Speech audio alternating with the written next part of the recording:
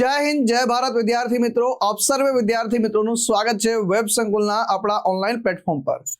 આજે તો જે છે 14 જાન્યુઆરી છે, પરંતુ આપણે જે છે સ્પર્ધાત્મક પરીક્ષાની તૈયારી કરતા હોય તો ભાઈ તહેવાર આપણે આવે નહીં, પરંતુ તમારી તૈયારી અટકે નહીં એટલા માટે જે છે આજે રેકોર્ડેડ લેક્ચર તમને મળી રહ્યો છે. પહેલા પ્રયાસ કરજો, જાતે અટેમ્પ્ટ કરવાનો અને પછી જ જે છે એનું વિસ્તૃતમાં સમાધાન જોવાનો પ્રયાસ કરજો. ચેમ્પિયન સીસી ગ્રુપ એ પ્લાનર કોર્સ સાહેબ કયો તો 2025 નો નવો અને એકદમ જે છે લેટેસ્ટ જે છે પ્લાનર કોર્સ કે જેની અંદર દરેકે દરેક લેક્ચર બીજો લેક્ચર આવે એટલે આગળના લેક્ચરનું રિવિઝન થઈ જાય. સાહેબ રિવિઝન કરવામાં બહુ તકલીફ થાય છે, તો આગળનો લેક્ચર આવે અને બીજા લેક્ચર આવે એટલે પહેલા લેક્ચર પછી બીજો લેક્ચર આવે તો બીજા લેક્ચરમાં પહેલા લેક્ચરનું રિવિઝન થઈ જાય. સાથે સાથે સાહેબ જે છે પાછલી પરીક્ષામાં પ્રશ્નો કેવા પૂછાય છે તો એનું પણ સમાધાન. તો આવો એડવાન્સ અને સાથે સાથે દરેક વિષય વાઇઝ જે છે છેલ્લા 6 મહિનાનું એમાં પણ ટોપિક વાઇઝ કરંટ અફેર્સનું જે છે સંપૂર્ણ તૈયારી સાથેનો જે છે જીપીએસસી અને જે છે સીસી માટે પ્લાનર કોર્સ. તો આ પ્લાનર કોર્સમાં જોડાવા માટે જે છે આજે જ વેબ સંકુલ એપ્લિકેશન ડાઉનલોડ કરો અને 17 જાન્યુઆરી પહેલા જો તમે આમાં એડમિશન મેળવો છો, Kite60 પ્રોમો કોડનો ઉપયોગ કરો છો, તમને 60% ડિસ્કાઉન્ટ મળે છે. જૂના વિદ્યાર્થી મિત્રો છો જે તમે પહેલાથી વેબ સંકુલના પ્લેટફોર્મ સાથે જોડાયેલા છો અને વેબ સંકુલનો કોઈ પણ કોર્સમાં એનરોલ કરી રહેલો છે તો તમને 75% ડિસ્કાઉન્ટ મળી રહ્યું છે. પહેલો પ્રશ્ન ડેલી દિન વિશેષમાંથી હોય છે, જાતે નીચે જવાબ આપવાનો પ્રયાસ કરજો કે નરસિંહરાવ દિવેટિયાનું ઉપનામ નથી, તો આમાંથી જે છે જવાબ આવશે મિસ્કિન, એ એમનું ઉપનામ નથી મિત્રો. નરસિંહરાવ ભોળાનાથ દિવેટિયા સાહેબનો પરિચય મેળવવાનો છે. 14 જાન્યુઆરી એટલે કે એમની જે છે પુણ્યતિથિ છે. 1937 ના રોજ 14 જાન્યુઆરીના રોજ એમનું અવસાન થયું હતું અને 3 સપ્ટેમ્બર 1859 ના રોજ અમદાવાદ ખાતે જે છે એમનો જન્મ થયેલો હતો. પિતા ભોળાભાઈ સારાભાઈ દિવેટિયા કવિ અને પ્રાર્થના સમાજના સ્થાપકો પૈકીના એક. જ્ઞાનબાલ, નરકેસરી, મુસાફર, પથિક, દુર્બીન, શંભુનાથ, વનવિહારી આવા અલગ અલગ ઉપનામ એમની પાસે છે અને એટલા માટે જ પરીક્ષામાં જીપીએસસીમાં ખાસ કરીને જોડકાના સ્વરૂપમાં પૂછાતા આવ્યા છે. બિરુદ સાહિત્ય દિવાકરનું બિરુદ પ્રાપ્ત થયું છે. ગુજરાતી ભાષાના જાગૃત ચોકીદાર તરીકે પણ એમને બિરુદ પ્રાપ્ત થયેલું છે. કુસુમમાળા અર્વાચીન ગુજરાતી કવિતાની ગંગોત્રી તરીકે ઓળખવામાં આવે છે એમની રચનાને. કુસુમમાળા નરસિંહરાવ દિવેટિયાના કાવ્યોને રમણભાઈ નીલકંઠે ખારા જળમાં મીઠી વીરડી જે છે એવું ઉપનામ આપ્યું છે, ઉપાધિ આપી છે. કુસુમમાળાને મણિલાલ દ્વિવેદી સાહેબ કહે છે કે રસરૂપ ગંધ વજીત જે છે એ તરીકે જે છે સન્માનિત કરે છે. તો ગુજરાતી ભાષાના જે છે સાક્ષર અને કવિ, પંડિત યુગમાં અગ્રણી સર્જક, વિવેચક અને ગુજરાતી સાહિત્યમાં ઉર્મી કાવ્ય પહેલું ઉર્મી કાવ્ય કુસુમમાળાના રચનાકાર જે છે એમનો પરિચય મેળવી રહ્યા છે. ગુજરાતી સાહિત્યકાર ભોળાનાથ દિવેટિયાના જે છે પુત્ર અને લેખિકા વિદ્યા ગોરી નીલકંઠના જે છે તેમ નીલકંઠના મામા છે સાહેબ. કુસુમમાળા આપી કવિતાની ગંગોત્રી કહેવામાં આવે છે. તેમણે હરિગીત છંદમાં જે છે ફેરફાર કર્યો અને તેમાંથી ખંડ હરિગીત છંદનું જે છે સર્જન કર્યું. રમણભાઈ નીલકંઠની વાત કરીશું તો નરસિંહરાવની કવિતાને જે છે ગુજરાતી કવિતાના સૂકા અરણ્યમાં લીલી કુંજ કહીને જે છે ઓળખાવે છે સાહેબ. કાકા સાહેબ કાલેલકર કહે છે કે સ્મરણ સંહિતા તમામ ભારતીય સાહિત્યનું આભૂષણ સાહેબ. ગોવર્ધન રામ ત્રિપાઠી સાહેબ કહે છે કે કુસુમમાળામાં સૌ પ્રથમ પ્રગટ થયેલી શુદ્ધ પ્રકૃતિ કવિતાને યોગ્ય રીતે જ નરસિંહરાવને જે છે સૂર્ય, ચંદ્ર અને તારાના કવિ તરીકે ઓળખાવે છે. કનૈયાલાલ મુનશી સાહેબ એમને કહે છે કે ગુજરાતી સાહિત્યના ભીષ્મ પિતામહ કહે છે સાહેબ. તેમના સ્મૃતિ ચિત્રોની જે છે લેખમાળા આપતું પુસ્તક સ્મરણ મુકુર જે છે ગુજરાતી સાહિત્યનું આ પહેલું પુસ્તક છે સાહેબ. સ્મરણ સંહિતા જે છે એમના પુત્ર નલિનકાંતની યાદમાં છે. મંગળ મંદિર ખોલો દયામય મંગળ મંદિર ખોલો એમની બહુ જ જે છે અદ્ભુત જાણીતી જે છે રચના છે, લગભગ દરેક વિદ્યાર્થી મિત્રે જે છે સાંભળેલી હશે. એની રચનાઓની વાત કરીએ તો કુસુમમાળા છે, હૃદય વીણા છે, સરજત રાયની સુસુપ્તિ છે સાહેબ, નુપુર જંકાર છે, સ્મરણ સંહિતા છે, બુદ્ધ ચરિત છે સાહેબ, ગુજરાતી લેંગ્વેજ એન્ડ લિટરેચર છે સાહેબ, મનોમુકુર છે, સ્મરણ મુકુર છે સાહેબ, અભિનય કલા છે. આ બધી એમની રચનાઓ છે. પ્રેમળ જ્યોતિ તારો દાખવી મુજ જીવંત પંથ ઉજાડ આ વાદ્યને કરુણ ગાન વિશેષ ભાવે મંગલ મંદિર ખોલો દયામય મંગલ મંદિર ખોલો. છે માનવ જીવનની ગટમાળ એવી દુઃખ પ્રદાન સુખ અલ્પ થકી ભરેલી સાહેબ. આ બધી રચનાઓ જે છે કોની છે તો આમની છે સાહેબ હવે કેટલાક કન્ફ્યુઝન પોઈન્ટ ઉપર કામ કરીશું. તો હિમાલયનો પ્રવાસ તો કાકા સાહેબ કાલેલકર, પણ કાશ્મીરનો પ્રવાસ તો કવિ કલાપી, સ્મરણ યાત્રા જે છે કાકા સાહેબ કાલેલકર, સ્મરણ સંહિતા નરસિંહરાવ દિવેટિયા, ગણિક સંઘ જે છે નિરંજન ભગત, આપણો ગણિક સંઘ જે છે દિગેશ મહેતા. અને ત્યાર પછી એક સરસ મજાનો પ્રશ્ન ભારત સરકારની ક્વિઝ સંદર્ભમાં જોઈએ તો કે ભાઈ કનૈયાલાલ માણેકલાલ મુનશી જે છે સંવિધાન સભામાં કેટલી સમિતિઓ અને ઉપસમિતિઓની અંદર સભ્ય હતા ભાઈ? તો ટોટલ જે છે 16 એવી સમિતિઓ અને ઉપસમિતિઓની અંદર સભ્ય હતા કનૈયાલાલ માણેકલાલ મુનશી, એટલે કે ક મા મુનશી તરીકે જે છે આપણે આમને ઓળખીએ છીએ મિત્રો. કમા મુનશી સાહેબની વાત કરીશું તો જો એક તો આ બંધારણ સભાના સભ્ય,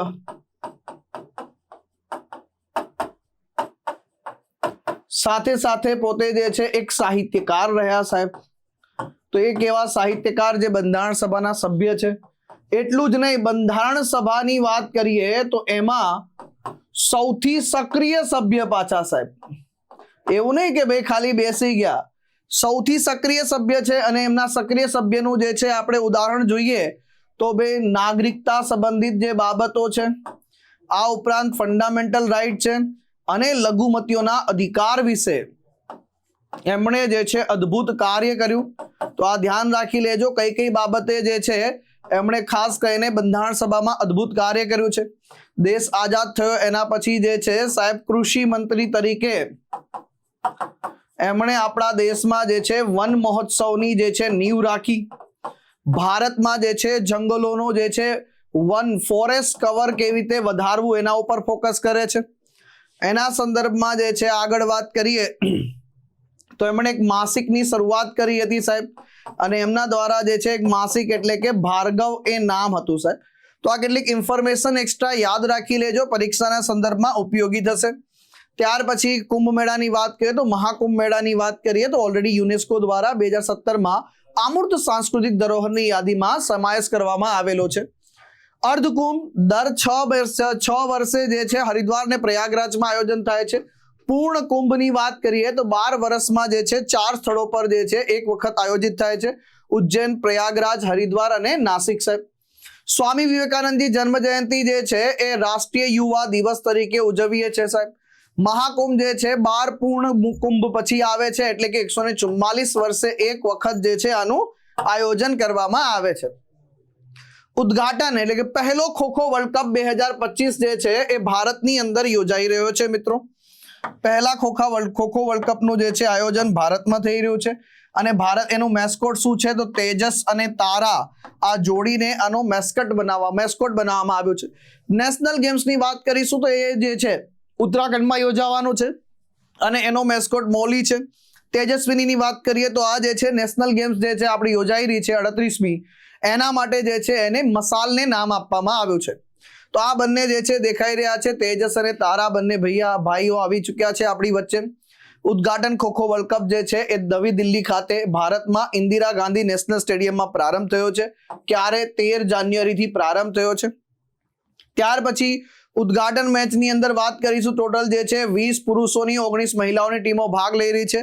ખોખો ફેડરેશન ઓફ ઇન્ડિયા અને ઇન્ટરનેશનલ ખોખો ફેડરેશન 2025 માટે જે છે વાત કરીએ તો ભારતીય પુરુષ અને મહિલા ટીમની જે છે જાહેરાત કરવામાં આવી છે.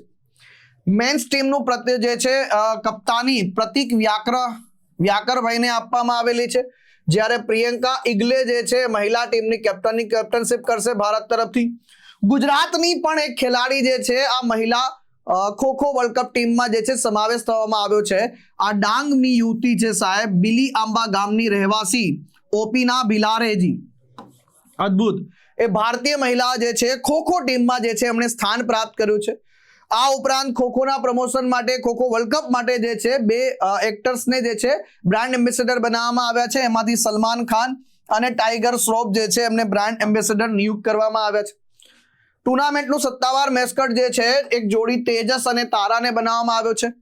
તો આની જે ગેમની લાક્ષણિકતાઓ છે, ઝડપ, ચપળતા અને ટીમ વર્ક, એનું પ્રતીક જે છે બનાવવામાં આવ્યું છે. તેજસ તેજ અને ઉર્જાનું પ્રતીક છે અને વાદળી રંગમાં દર્શાવવામાં આવ્યો છે. જ્યારે તારાની વાત કરીશું તો નારંગી રંગમાં દર્શાવવામાં આવ્યું છે, જે માર્ગદર્શન અને આકાંક્ષાનું પ્રતિનિધિત્વ કરે છે. 24 દેશોની જે છે ટીમો ભાગ લઈ રહી છે.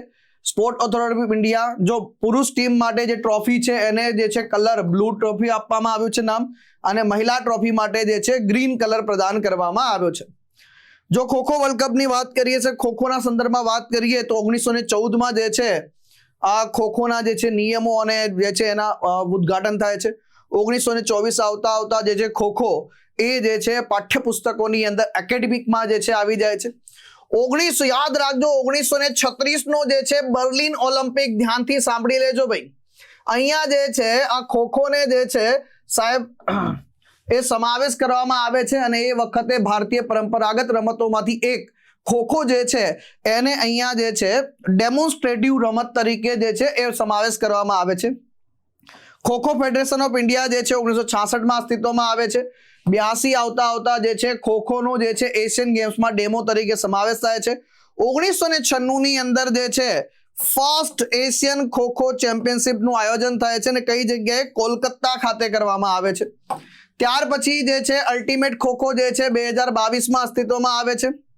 આ ઉપરાંત 2024ના જે રમતગમત એવોર્ડ્સની વાત કરીએ તો અર્જુન એવોર્ડ જે છે આ નસરીનજીને આપવામાં આવ્યો છે. ખોખોની રમતના ખેલાડી જે છે એમને અર્જુન એવોર્ડ આપવામાં આવેલો છે. 2016માં જે છે 12મા સાઉથ એશિયન યુથ ગેમ્સની વાત કરીશું તો સાઉથ એશિયન યુથ ગેમ્સની અંદર ખોખોનો પણ સમાવેશ થાય છે, અને 2018માં જે છે આ ખોખો સ્પોર્ટ જે છે એશિયાનું જે છે સ્પોર્ટ બને છે સાહેબ આની અંદર. તો આ એક સરસ મજાની ઇન્ફોર્મેશન, આખી 360 ડિગ્રી ઇન્ફોર્મેશનને કવર કરવાનો પ્રયાસ કર્યો છે. કયો દેશ તાજેતરમાં UN committee on big data and data science for સ્ટેટિસ્ટિક્સની અંદર જોડાયો છે? તો આ દેશનું નામ છે ભાઈ ભારત. તો Bharat UN committee of experts on big data and data science for આ ઓફિશિયલ સ્ટેટિસ્ટિક્સની અંદર જોડાઈ ચૂક્યું છે. યુએન સેબ્ડ તરીકે જે છે ઓળખવામાં આવે છે. આપણા કાર્યક્રમ અને આંકડા અને કાર્યક્રમ અમલીકરણ મંત્રાલય દ્વારા માહિતી આપી છે સાહેબ. તો આ જે છે યુએન સેબ્ડની સ્થાપના જે છે એ વાત કરીએ તો યુએન સ્ટેટિસ્ટિકલ કમિશન અંતર્ગત 2014માં કરવામાં આવે છે. તો ધ્યાનથી સાંભળજો ભાઈ, યુનાઇટેડ નેશન્સ સ્ટેટિસ્ટિકલ કમિશનની વાત કરીએ તો એની સ્થાપના 1946માં ઇકોસોક અંતર્ગત કરવામાં આવે છે સાહેબ. તો એક સરસ મજાની ઇન્ફોર્મેશન ધ્યાન રાખજો. અને આ સ્ટેટિસ્ટિકલ કમિશનની અંદર ઇકોસોકમાંથી પણ જે છે સાહેબ 24 સભ્યોનો જે છે સમાવેશ કરવામાં આવે છે આની અંદર. કયો દેશ Commonwealth speaker and presiding officer conference એટલે કે સેસ્પોક જે છે એની 28મી કોન્ફરન્સનું યજમાન દેશ બન્યું છે? તો જવાબ આવશે ભારત દેશ જે છે આનું યજમાન દેશ બન્યું છે. હાલમાં લોકસભાના અધ્યક્ષ આપણા ઓમ બિરલા સાહેબ Commonwealth speaker and presiding officer કોન્ફરન્સની સ્થાયી સમિતિની બેઠકની અધ્યક્ષતા કરે છે, અને એમાં જે છે જાહેરાત કરવામાં આવે છે કે 2026માં ભારત 28મી કોસ્પોક જે છે એની યજમાની કરવા જઈ રહ્યું છે. ભાઈ આની અંદર ભારતે આના પહેલા 1970, 71, 86, 2010માં પણ જે છે અહીંયા આનું આયોજન કરેલું છે. આની સ્થાપનાની વાત કરીએ ભાઈ આ કોસ્પોકની તો સંસદીય વ્યવસ્થાને જે છે મજબૂત બનાવવા માટે એક લ્યુશિયન લેમરોક્સ જે છે કેનેડાના જે છે સ્પીકર હતા સાહેબ, એમના દ્વારા 1969માં આની શરૂઆત થાય છે. દર 2 વર્ષે પૂર્ણ સભ્યપદ પરિષદનું આયોજન કરવામાં આવે છે સાહેબ. કયા મંત્રાલયે national river traffic and navigation system NRTNS ની જે છે શરૂ કરી છે? તો આપણું જે છે બંદરો, શિપિંગ અને જળમાર્ગ મંત્રાલય દ્વારા આની શરૂઆત થઈ છે. તો ઇનલેન્ડ વોટરવેઝ ડેવલપમેન્ટ કાઉન્સિલની બીજી બેઠક યોજાય છે સાહેબ, અને ત્યાં national river traffic and navigation system આપણા જે છે કેન્દ્રીય બંદરો અને જળમાર્ગ મંત્રાલયના મંત્રી સર્બાનંદ સોનોવાલ સાહેબ જે છે એમના હસ્તે national river traffic and navigation system જે છે એ લોન્ચ કરવામાં આવે છે. આપણું જે ઇનલેન્ડ જહાજોને માટે જે છે ઇનલેન્ડ વિસ્તારમાંથી જહાજો પસાર થશે તો એમને સલામત અને કાર્યક્ષમ કામગીરી સુનિશ્ચિત કરવાના ઉદ્દેશ્ય સાથે આને સ્ટાર્ટ કરવામાં આવ્યું છે, શરૂ કરવામાં આવ્યું છે. ત્યાર પછી જે છે વાત કરીએ ટોટલ ઇનલેન્ડ વોટરવેઝ માટે જે છે તાલીમ અને નવીનતા માટે ટોટલ 9 કેન્દ્રોની જે છે પ્રાદેશિક કેન્દ્રોની રિજિયોનલ સેન્ટર ઓફ એક્સલન્સની સ્થાપના કરવામાં આવી છે. પહેલી આંતરદેશીય જળમાર્ગ વિકાસ પરિષદ IWDC ની જે છે પહેલી બેઠક 8 જાન્યુઆરી 2024ના રોજ કોલકાતામાં જહાજ ગંગા ક્વીન પર યોજવામાં આવે છે, અને બીજી જે બેઠક છે સાહેબ એ આસામના કાજીરંગાના કોહરો ખાતે યોજવામાં આવે છે સાહેબ. તો આ પહેલી બેઠક અને બીજી બેઠક વિશે જે છે ખાસ ધ્યાન રાખી લેજો. આ ઉપરાંત 12 ઓક્ટોબર 2023 ના રોજ જે છે આ ઇનલેન્ડ વોટરવેઝ ડેવલપમેન્ટ જે છે કાઉન્સિલ, ઓથોરિટી નહીં, ઓથોરિટી પૂછો તો 86 માં જતું રહેશે ભાઈ. 2023 માં આની સ્થાપના કરવામાં આવે છે સાહેબ. અને આગળ વાત કરું તો ઉત્તરાયણ પર્વ પર આપણી જે છે કાઇટ 60 પ્રોમો કોડનો ઉપયોગ કરીને તમે 60% ડિસ્કાઉન્ટ મેળવી શકો છો. એનો લાભ લેવાનું ચૂકી જતા નહીં. શ્રીનગર હવામાન શાસ્ત્ર કેન્દ્રની સ્થાપના કયા વર્ષે કરવામાં આવી હતી ભાઈ? તો 1924 માં કરવામાં આવે છે સાહેબ. આ કરંટનો પ્રશ્ન કેવી રીતે થયો તો જરા ધ્યાનથી સાંભળજો. શ્રીનગર હવામાન શાસ્ત્ર જે છે કેન્દ્રના 100 વર્ષ પૂર્ણ થયા છે સાહેબ. અને આ પૃથ્વી વિજ્ઞાન મંત્રાલય અંતર્ગત આવે છે. વર્લ્ડ મેટ્રોલોજીકલ ઓર્ગેનાઇઝેશન દ્વારા એને શતાબ્દી કેન્દ્ર તરીકે જે છે પ્રમાણિત કરવામાં આવ્યું છે. અને એ કારણસર જે છે આ ચર્ચામાં છે. આ રોટનેસ્ટ આઇસલેન્ડ જે ઓસ્ટ્રેલિયામાં છે સાહેબ. હાલમાં જે આ MSSP માં બીજું પણ કંઈક ધ્યાન રાખી લેશું. રોટનેસ આઇસલેન્ડની વાત કરીએ, ઓસ્ટ્રેલિયામાં છે. એક સી પ્લેન ક્રેશ થયો હતો, એના કારણે આ ચર્ચામાં આવ્યું હતું. અને રામરી આઇસલેન્ડ જે છે એ મ્યાનમારમાં છે સાહેબ. એ પણ ખાસ ધ્યાન રાખી લેજો. આની અંદર સ્વામી વિવેકાનંદને દર્શાવતી વિશ્વની સૌથી મોટી 3D રંગોળીનું જે છે ઉદ્ઘાટન ક્યાં કરવામાં આવ્યું હતું? તો આનું ઉદ્ઘાટન જે છે ભોપાલ ખાતે કરવામાં આવે છે મિત્રો. તો મધ્યપ્રદેશના મુખ્યમંત્રી મોહન યાદવજીએ ભોપાલમાં 12 જાન્યુઆરી 2025 ના રોજ રાષ્ટ્રીય યુવા દિવસ જે છે એના સંદર્ભ પર સ્વામી વિવેકાનંદ યુવા શક્તિ મિશનની શરૂઆત કરે છે. સાથે સાથે જે છે દર વર્ષથી 1985 થી દર વર્ષે 12 જાન્યુઆરીને રાષ્ટ્રીય યુવા દિવસ તરીકે ઉજવવામાં આવે છે. 2028 સુધીમાં જે મિશન લોન્ચ કર્યું છે રાજ્ય સરકારે, એમાં 70% થી વધુ જે છે યુવાનોને રોજગાર પ્રાપ્ત થાય એવો ઉદ્દેશ્ય અત્યારે પ્રયાસ કરવામાં આવશે. અને 2030 સુધીમાં તમામ યુવાઓ ઓછામાં ઓછું ધોરણ 12 નું શિક્ષણ એમને પ્રાપ્ત હોય એવા ઉદ્દેશ્ય સાથે આ મિશન લોન્ચ કર્યું છે. જોડે જોડે જે છે સ્વામી વિવેકાનંદની જયંતિ પર શૌર્ય સ્મારક જે છે ત્યાં ભોપાલમાં 18,000 વર્ગ ફીટમાં વિશ્વની સૌથી મોટી જે છે 3D રંગોલી એ બનાવવામાં આવી હતી સાહેબ. તો ટોટલ જે છે 225 ગુણ્યા 80 ફૂટ જે છે રંગોળી કલાકાર શિખા શર્મા જોશી અને એની ટીમ દ્વારા બનાવવામાં આવે છે. એમાં વડાપ્રધાન મોદી સાહેબ, મુખ્યમંત્રી પણ દેખાય છે. શિખા શર્મા જોશી ભારતના સૌથી સ્વચ્છ શહેર ઇન્દોરના બ્રાન્ડ એમ્બેસેડર પણ છે મિત્રો. આની અંદર જય શાહના સ્થાને ભારતીય ક્રિકેટ બોર્ડના નવા સચિવ તરીકે કોની નિમણૂક થઈ છે? તો બધાને ખબર છે, દેવજીત સૈકિયાજી હવે ફાઇનલી ચૂંટાઈ આવ્યા છે. હાલમાં જે છે BCCI ની જે છે બેઠક યોજાય છે અને બેઠકની અંદર જે છે જેમને કાર્યકારી જે છે સચિવ બનાવવામાં આવે છે, હવે પૂર્ણ સમયના સચિવ બની જાય છે. આસામથી બિલોંગ કરે છે સાહેબ. આ પદ કેમ ખાલી થયું? કારણ કે આપણા જય શાહ સાહેબની વાત કરીશું તો એ ICC ના જે છે સ્વતંત્ર અધ્યક્ષ બન્યા છે અને એ સંદર્ભમાં 1 ડિસેમ્બરથી આ પદ ખાલી હતું અને આ પદ હવે ભરાઈ ચૂક્યું છે સાહેબ. આ ઉપરાંત પ્રભતેજસિંહ ભાટિયા સાહેબની વાત કરીશું તો આશિષ સેલારના સ્થાને ખજાનચીનું પદ જે છે એમણે સંભાળ્યું છે સાહેબ. ખાલી જગ્યાના મહારાજા ભારતીય ક્રિકેટ બોર્ડના પ્રમુખ તરીકે સેવા આપનાર પ્રથમ ભારતીય ક્રિકેટર હતા. બહુ સરસ મજાનો GK નો આ પ્રશ્ન છે સાહેબ. તો એમાં ધ્યાન રાખજો, વિજયનગરમ જે છે એના જે છે સાહેબ મહારાજા હતા, જે BCCI ના અધ્યક્ષ બનનારા પહેલા ભારતીય ક્રિકેટર હતા સાહેબ. BCCI એટલે કે board of control for cricket in India, cricket centre, Wankhede stadium, Churchgate, Mumbai Maharashtra ખાતે જે છે એનું હેડક્વાર્ટર આવેલું છે. દુનિયાનું સૌથી જે છે અમીર જે છે બોર્ડ છે સાહેબ. 1 ડિસેમ્બર 1928 ના રોજ આની સ્થાપના થયેલી છે સાહેબ, રચના કરવામાં આવે છે. આના અધ્યક્ષ તરીકે રોજર બિન્ની છે, CEO હેમાંગ અમીન છે, ઉપપ્રમુખ રાજીવ શુક્લા છે અને સચિવ દેવજીત સૈકિયાજી બન્યા છે. BCCI ના પહેલા પ્રમુખ પૂછી લે સાહેબ તો રેમન્ડ યુસ્ટેસ ગ્રાન્ટ ગોવાનજી હતા, જેને RG ગોવાન તરીકે પણ ઓળખવામાં આવે છે. પહેલા સચિવ કોણ હતા BCCI ના? એન્થોની ડી મેલો હતા સર. વિજયનગરના મહારાજા જે છે ભારતીય ક્રિકેટ બોર્ડના પ્રમુખ તરીકે સેવા આપનારા પ્રથમ ભારતીય ક્રિકેટર હતા. મહારાજા જેમણે 1936 માં ઇંગ્લેન્ડના ટેસ્ટ પ્રવાસમાં ભારતનું નેતૃત્વ કરે છે. ભારત માટે 3 ટેસ્ટ મેચ રમ્યા. અને વિજયનગરના મહારાજાની વાત કરીશું 1954 અને 56 ની વચ્ચે સાહેબ BCCI ના પ્રમુખ તરીકે જે છે સેવા આપી. એમનું નામ શું હતું? લેફ્ટનન્ટ કર્નલ પુષાપતિ વિજયા આનંદ ગજપતિ રાજુ જે છે એમનું નામ હતું. અને એના પછી સૌરવ ગાંગુલી BCCI ના પ્રમુખ બનનારા બીજા ભારતીય ક્રિકેટર બન્યા સાહેબ. કયા ભારતીય ક્રિકેટ મેદાનમાં જે છે ભારતમાં પ્રથમ ટેસ્ટ મેચનું આયોજન થાય છે? તો ભાઈ બોમ્બે જીમખાના ખાતે જે છે પ્રથમ ભારતીય ટેસ્ટ મેચનું આયોજન થાય છે. ડિસેમ્બર 1933 ની વાત છે સાહેબ. નીચેનામાંથી કયા ખેલાડીએ ભારત માટે ક્રિકેટ ટેસ્ટ મેચમાં જે છે પ્રથમ સદી ફટકારી હતી સાહેબ? તો જવાબ આવશે લાલા અમરનાથ. કયો જવાબ આવશે? લાલા અમરનાથ. હવે બહુ ધ્યાનથી શાંતિથી સાંભળજો, બહુ અગત્યનો ટોપિક આવી ચૂક્યો છે. જેડ મોહરા ટનલ જે છે એના સંદર્ભમાં કયું અથવા કયા વિધાન અથવા વિધાનો સાચું અથવા સાચા છે? આ ટનલ શ્રીનગરને લેહ સાથે જોડતી 6 કિલોમીટર લાંબી 2 લેન ટનલ છે. ટનલ જે છે એ જોજીલા ટનલનો એક ભાગ છે. તો આ વિધાન તો સાચું છે, પણ આ 6.4 કિલોમીટર છે સાહેબ.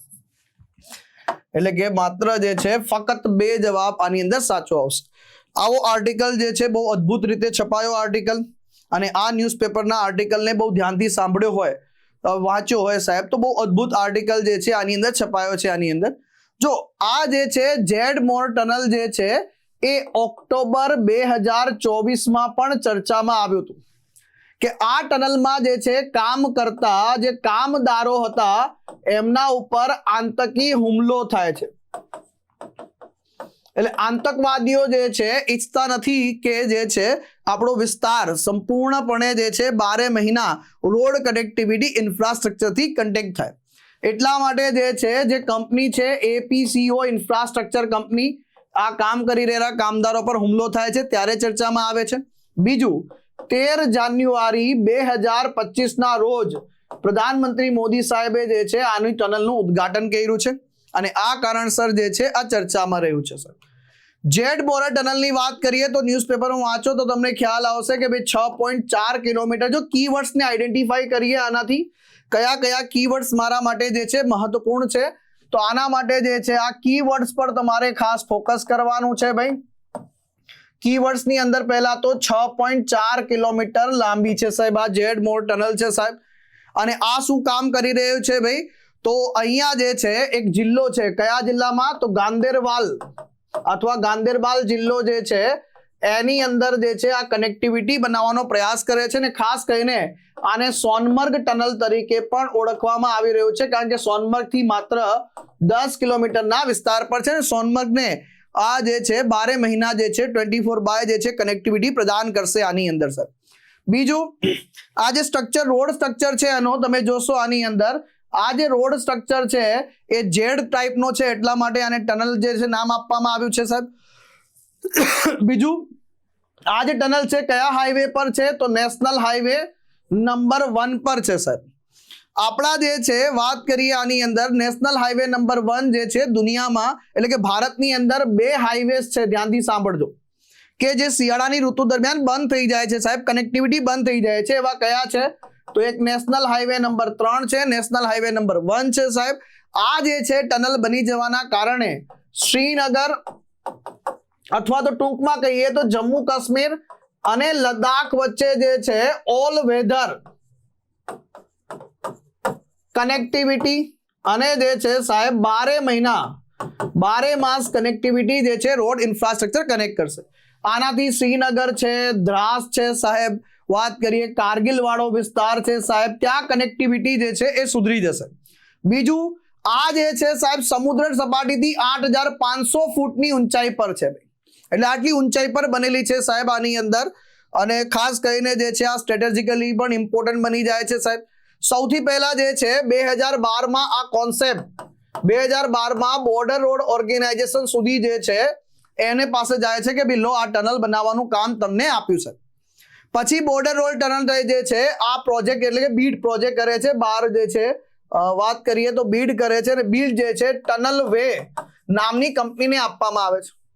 પણ આનાથી કાંઈ થતું નથી, કંઈ આગળ વધતું નથી. તો ફાઇનલી વાત કરીએ સાહેબ તો અહીંયા જે છે national highway infrastructure development corporation limited આની સ્થાપના થાય છે, અને આ કહે છે બોર્ડર રોડ ઓર્ગેનાઇઝેશન કે હવે મને આપી દો ભાઈ. ફરી પાછો જે છે આ વાત કરીએ તો APCO આ જે છે કોન્ટ્રાક્ટ ઇન્ફ્રા જે નામની જે કંપની છે એને આપવામાં આવે છે, અને આ બને છે અને જોજીલા ટનલનો જે છે એક ભાગ ગણવામાં આવે છે. અને હવે ધ્યાનથી સાંભળતા જજો. જમ્મુ કાશ્મીરના ગાંદરબાલ જિલ્લાની અંદર જે છે આ જેડમોર ટનલનું ઉદ્ઘાટન કર્યું છે. આ સોનમર્ગ ટનલ જે છે ગગનગીરથી સોનમર્ગ સુધીનું જે છે ટ્રાફિક વ્યવસ્થિત રીતે જે છે ચાલતું રહેશે. નેશનલ નંબર હાઈવે 1 પર જે છે મુસાફરીનું અંતર 49 કિલોમીટરથી ઘટીને 43 કિલોમીટર. ખાલી તમને એવું લાગતું 7 કિલોમીટર 6 કિલોમીટર ઘટ્યું છે એવું નથી.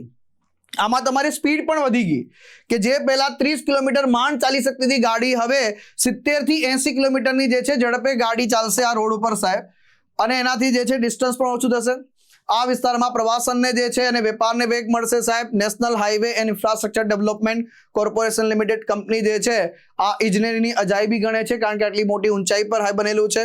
આ પ્રોજેક્ટ સોનમર્ગને આખા વર્ષ દરમિયાન જોવાલાયક સ્થળમાં જે છે ફેરવી શકશે. શિયાળુ પ્રવાસન અને સ્થાનિક આજીવિકાને જે છે પ્રોત્સાહન આપી રહ્યું છે.